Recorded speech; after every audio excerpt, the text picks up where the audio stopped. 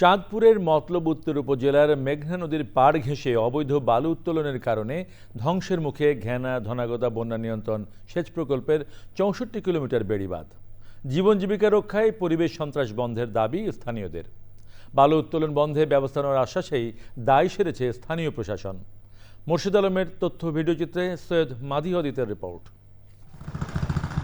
২০২৪-এর রাজনৈতিক পালাবদলে বন্ধ ছিল চাঁদপুরের মতলব উত্তর ষাটনল থেকে হাইমচর পর্যন্ত অবৈধ বালু উত্তোলন। স্থানীয় জনপদ ও জীবন জীবিকা হুমকিতে ফেলে সম্প্রতি আবারও শুরু হয়েছে শতাধিক ড্রেজারে বেপরোয়া বালু উত্তোলন। জেলা সদরের বিভিন্ন এলাকা ছাড়াও মতলব উত্তরের ষাটনল, দশানী, নাসিরাচর, বোরচর, লালপুর, খাসকান্দি ও নাসিরাকান্দি সহ বিস্তীর্ণ অঞ্চলে প্রতিদিন মধ্যরাত থেকে ভোররাত পর্যন্ত চলছে পরিবেশ সন্ত্রাস।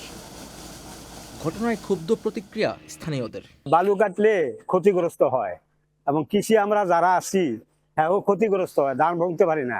অনেক জমিগুলো কাটে, অনেক জমি ক্ষতিগ্রস্ত হয়েছে, ঘরবাড়ি আছে, ঘরবাড়ির অনেক ক্ষতি হয়েছে। কিভাবে কাটে সরকারের কোনো অনুমোদন নাই, ঠিক আছে। এই মাটি কাটা যাতে বন্ধ হয় এই সরকারের কাছে আকুল আবেদন। বালু উত্তোলন বন্ধে জেলা প্রশাসনের কাছে পাঠানো হয়েছে লিগ্যাল নোটিশ। বেশ কিছুদিন যাবৎ এই আমাদের মেঘনায় অবৈধভাবে বালু উত্তোলন করে একেবারে একলাখপুর থেকে আমিরাবাদ পর্যন্ত এখানে যারা বালু উত্তোলন করছেন অধিকাংশই তাদের কোনো লাইসেন্স নাই। প্রশাসনিক জটিলতায় দ্রুত ব্যবস্থা নেওয়া যাচ্ছে না বলে জানিয়েছে জেলা প্রশাসন। গজারিয়াতে বেশ কয়েকটা বালু মহলকে মুন্সিগঞ্জের জেলা প্রশাসন অনুমোদন দিয়েছে।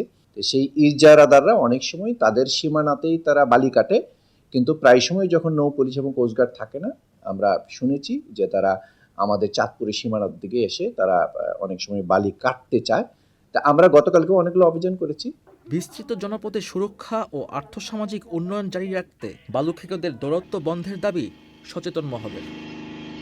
সৈয়দ মাদি হওয়াদিত, প্রকৃতি ও জীবন ডেস্ক, চ্যানেল আই।